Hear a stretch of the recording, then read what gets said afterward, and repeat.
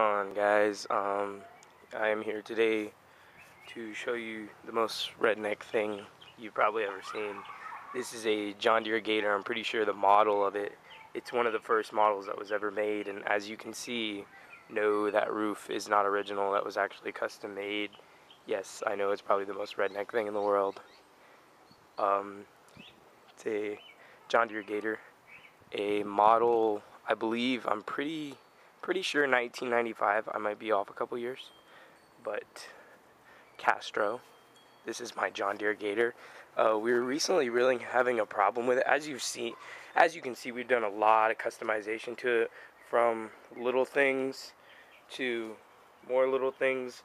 For instance, the 2,000-pound winch mounted on the front, along with the custom-made bumper mounted on the front. And obviously that's what the frame connects to. We have speakers back here, speakers up there. It's all custom. The radio is actually, it is a marine stereo. It's actually waterproof itself. Obviously, when we first built the bench, it actually looked pretty nice. But like, we've had this thing for like maybe almost 2 years now, so it's gone through some wear and tear. We actually need to get some new material, because as you can see, it's like really shredded up.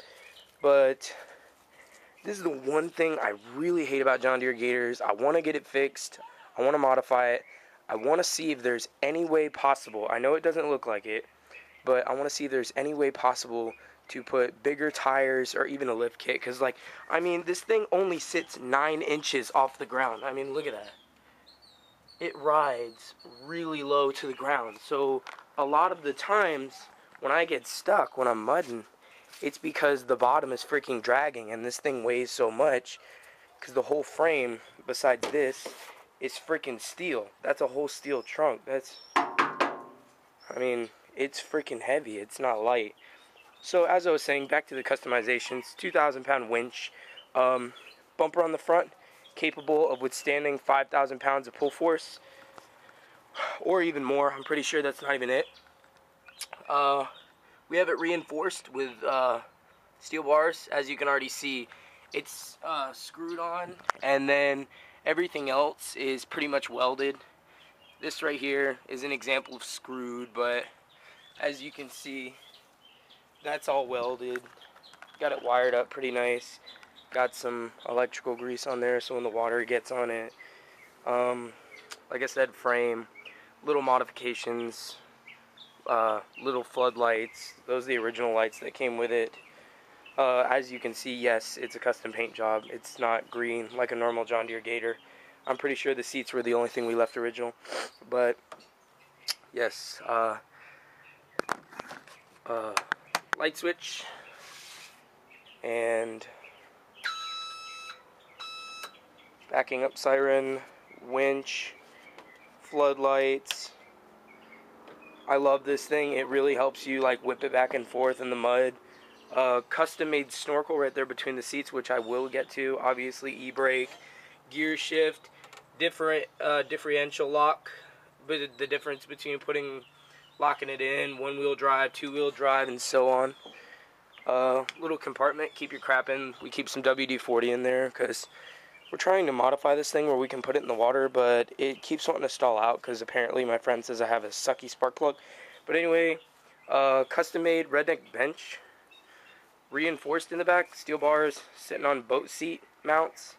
Like I said, steel, all metal trunk. That's why it weighs so freaking much. And then you have the all metal frame that surrounds the engine, along with a custom made hitch we actually welded on there. It's actually just a clevis, and we've welded it onto the back.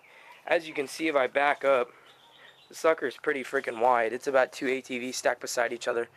So, I mean, she's not small, but, I mean, I know the roof is what makes it look really, really redneck, but, you know, I like it. I'm redneck.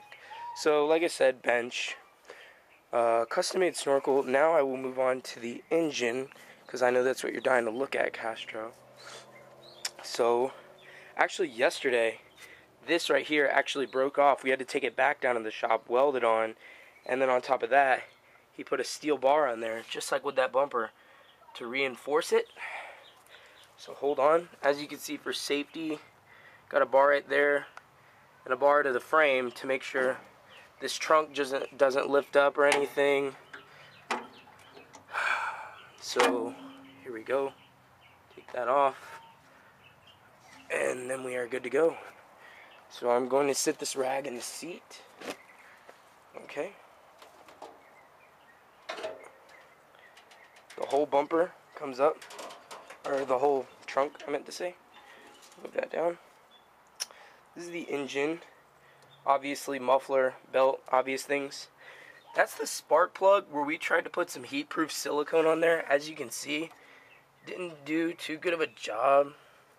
Heat-proof silicone withstands up to 600 degrees of heat before it starts melting, because we had to learn the hard way. You cannot just put regular silicone on there and think it's gonna stay when you start running this sucker wide open and getting that engine heated up. And as usual, yes, muffler gets hot as hell. But differential lock, redneck snorkel, as you can see, came off the carburetor. Took this pipe, just hooked it up to some PVC, just like every other redneck. Ran it up through there, right in between the seats, and got that air filter up there. And that's the head we were recently, well, my stepdad was recently working on. Had to go in there, push, he was trying to mess with it, because for some reason it wouldn't run wide open. It was like screwed up. So he had to go in there and mess around with that, tighten, loosen up a few things, and forgot to tighten something back down. Went to crank it, the push rod went nuts, screwed a bunch of stuff up. Had to get new valves. So that's all fixed. Now I will show you guys a video of how it runs, just so you can hear it, you know.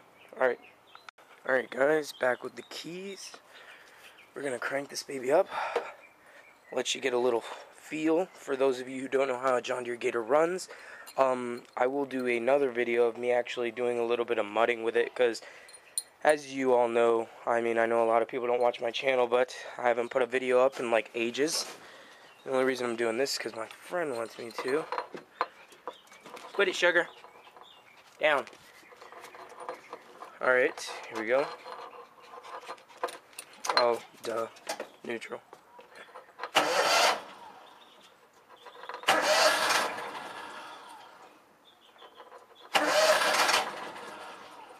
She hasn't ran in a couple days. Hold on.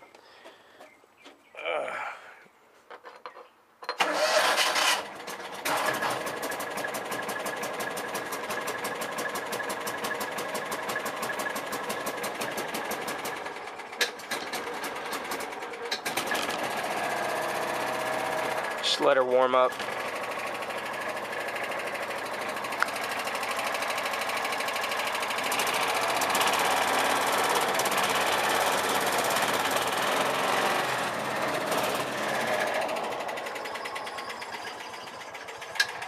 Alright, now that she's running, there you go, Castro. Take a good look, because I know you want to see how this sucker runs.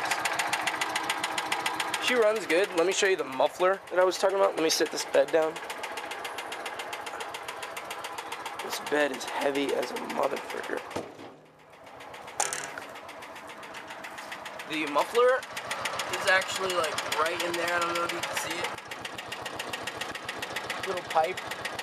No, you can't really see it, but it's right there, that little pipe you see at the bottom. And what happens is, because it's right there under this whole frame, when I get dragged out of the mud, mud gets shoved up in there.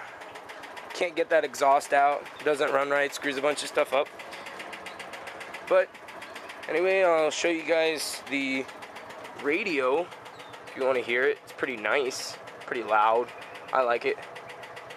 Let me put it on. Today's best country Bemis Saturday afternoon. You're traveling northbound Dale Mabry. Just after you cross Hillsboro, right in front of Bill Curry Ford. Don't want to be on the brakes. Got one car on its roof. Hoping everybody's okay. It's Justin Moore. People say I'm just a rough boy. I ain't no good for.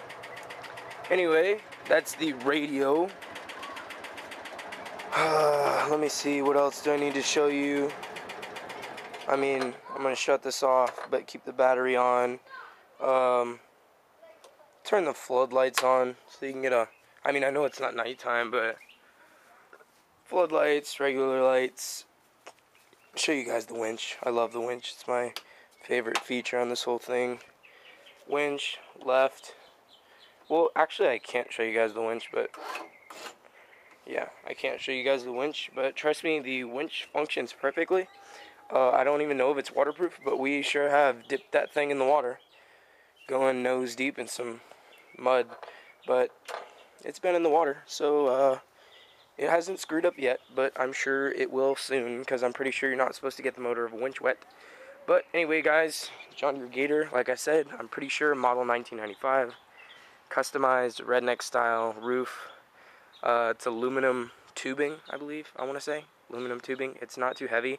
The whole frame itself probably weighs about 50 pounds, maybe 70, if you want to count the redneck plastic. I don't even know what you'd call that on top. I didn't build it, but I helped. But anyway, guys, John Deere Gator, model 1995.